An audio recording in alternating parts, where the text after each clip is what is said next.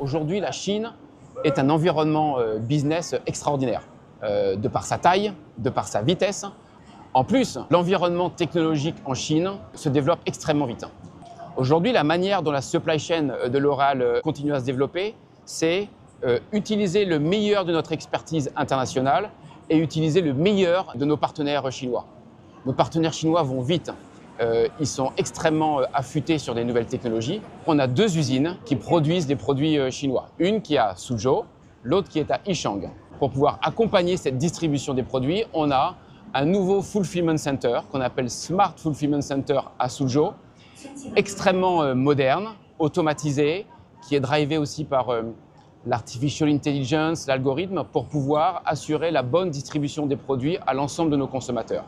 En plus, en Chine, on a ce qu'on appelle un Research and Innovation Center, recherche et innovation, qui est là pour sortir les dernières formules, les dernières innovations produits pour nos consommateurs.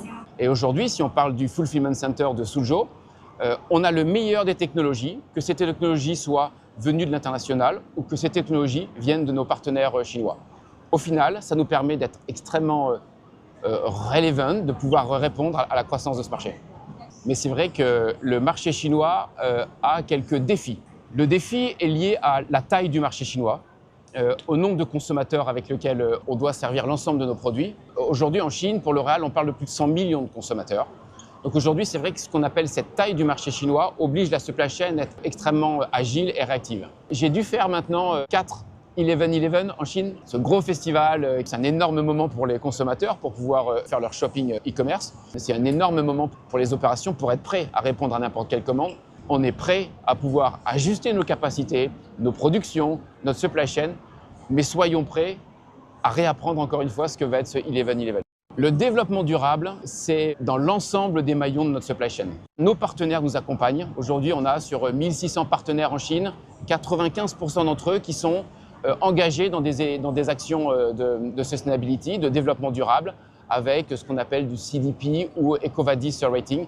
Ils ont clairement compris que la manière de gagner et de continuer à faire grossir ce marché chinois, c'est l'innovation, mais c'est aussi la sustainability qui sont deux piliers extrêmement importants dans la manière dont on opère. Aujourd'hui, la Chine, c'est le deuxième plus gros marché de L'Oréal.